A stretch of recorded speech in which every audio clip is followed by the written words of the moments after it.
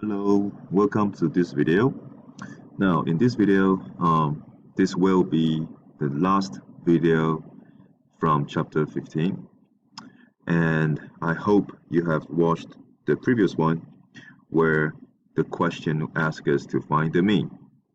In this video, I will show you an example where we actually have to find the mean and the standard deviation. So it will be a little bit more complex, but I'm sure you guys will be fine. So please pause the video and see what information is being given to us. Okay, welcome back. Now, so here we are talking about a female high jumper, and from experience, she can jump at least 1.78 meter once in 5 attempts. All right, so in this case, I'm going to use my h to represent height, right? Because my height represents the how high she can jump. So I'm going to use the random variable h to represent the context here, which is height. And the question says that there is a 1 in 5 chance that she can jump at least 1.78, which means more higher than 1.78. So I can convert that expression to this. The probability where she can jump higher than 1.78 is 1 out of 5 chance, which is 0.2. Okay, I want you guys to pause the video now and write the math expression for this second piece of information. She can jump at least 1.65 meter on 7 out of 10 attempts. Please convert that to a math expression. Okay, welcome back.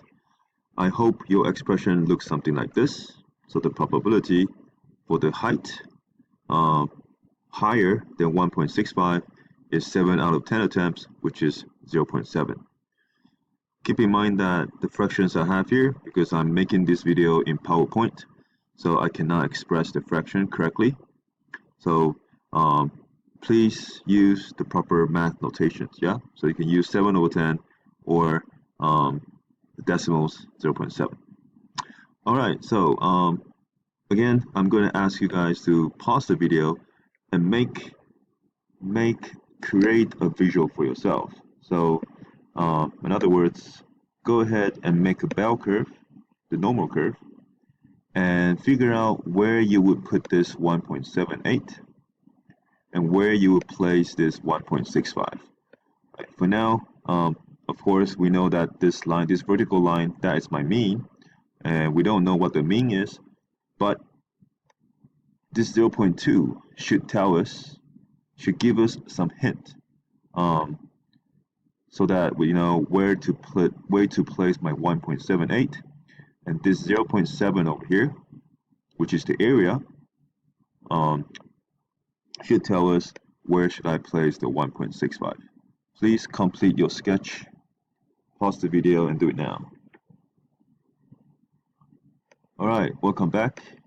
I hope you have placed your 1.78 somewhere there and your 1.65 somewhere there. If you think about it, the probability when the height is higher than 1.78 is 0.2, which is not much. In other words, we're talking about the area over this part, yeah, on the right hand side of my 1.78. So that's only a little bit, and which matches the 0.2 here. Whereas if you look at the 1.65, 0.7 is quite a lot, right? So if you look at the area on this side, this whole area, including this part here, this whole area above 1.65 is going to be 0.7, right? The probability is 0.7. So that's where we should be, where we should place our 1.78 and 1.65. It is very important for us to be able to make a sketch, okay, and make the sketch correctly. We cannot randomly place these values, okay, because the area given to us tell us how much is the area, right? How much the area is, and then that will help. That will give us hints on where we should place these values. So your sketch should look pretty much like this. So what I have here is I have created two diagrams just so that it's easier for you guys to see it. Okay. If you combine them, you could, that's fine. But you could also separate them if you want to help yourself, if you have time. Sometimes separating the two graphs helps as well. Okay, now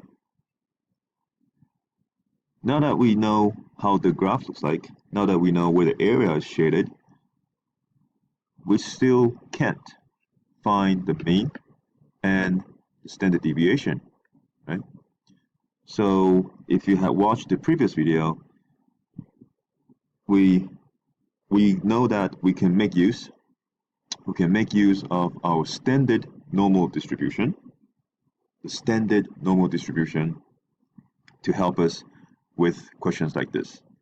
Because in a standard normal distribution, my mean is 0 and my standard deviation is 1. So let's try to convert the information we have here.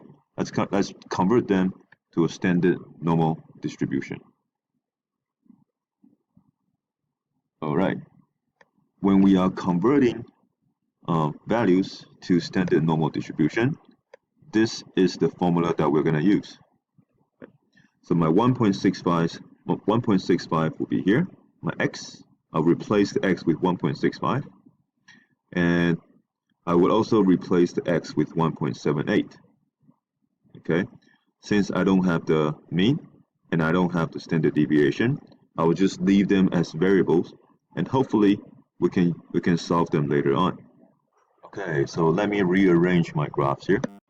This is, let me put that there, let me put it here, and so I'm gonna carry out the conversion now. So as mentioned just now, my 1.78 becomes this. All right, so I just put my 1.78 there. So it looks like that now. As for my 1.65, it's gonna look like that. Yeah. Okay, so which means we don't really need this anymore. So let me just make them a bit smaller. Okay, and we have this. Oops. All right. So now we have. You see that my graph. I have changed the random variable to z, which indicates that it is a standard normal distribution. And let me put this one there. This is also random variable z, and that indicates that we have a standard normal distribution. Yeah. So I'm going to pause the video. When I come back, I'm going to rearrange this a little bit so that it's more organized. Okay.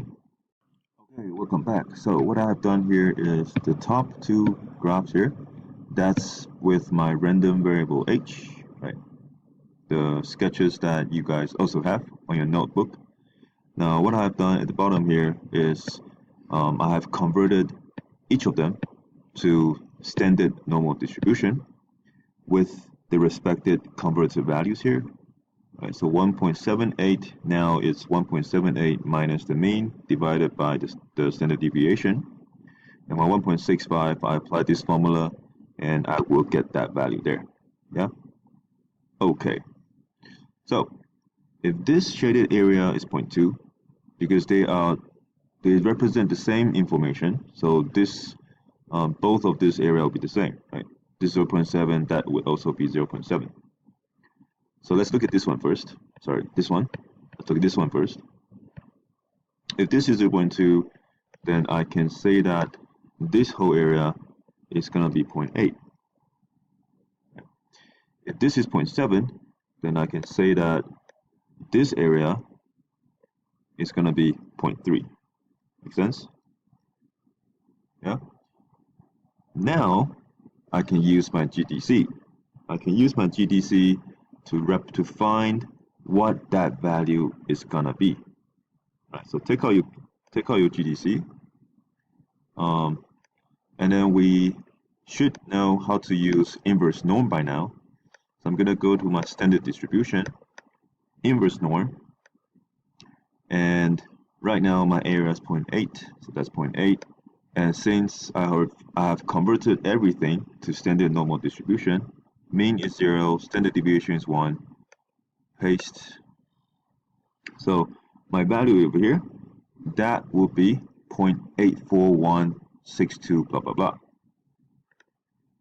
Right? So this value over here is gonna be that. Right? And that's good because now we have a complete equation. And let's try to do the same thing on this side. So I'm gonna go back to my GDC and carry out the same thing, inverse norm, and my area in this case will be 0.3.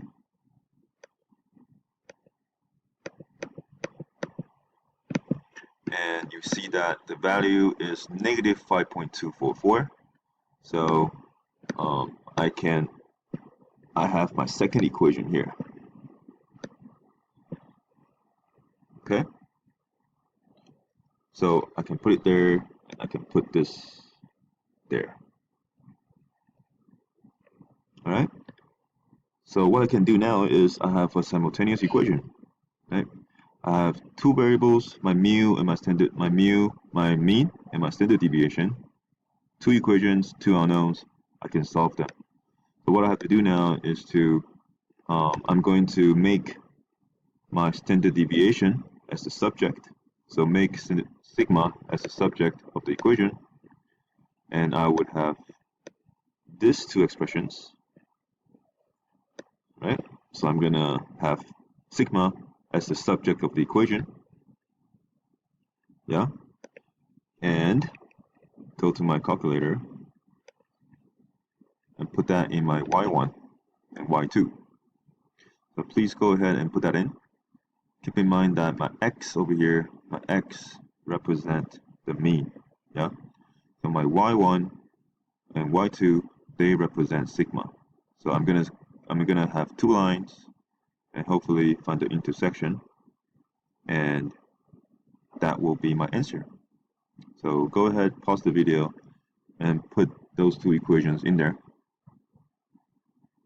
Okay, so I'm gonna go to zoom. After I have the equations in there, I'm gonna go to zoom. I'm gonna go to zoom fit. Okay, because I want to see the lines. I want to see both lines. So zoom fit, and I will see that's my y1 and my y2. You might not get the point directly, but if you don't, then you just zoom out, and you should be able to get. You should be able to see the intersection point. Yeah. So now I'm just gonna carry out the normal intersect function that we know that we've been doing all this time. The first curve is the blue one. Yes, second curve is the red one. A gas value doesn't matter, and there you go. So my x, which represents my mean, my mean will be around 1.70, and my standard deviation, which is my y, will be 0.0952. Okay, so if I round up those values to 3SF, that's my final answer. Yeah. All right. So as you can see, there's a lot of stuff going on in this question. Not just the math part, not just the sketching part, right? We also have to use our calculator, our GDC, pretty creatively. Okay. If you need help, please come talk to me, and I will see ya. Bye bye.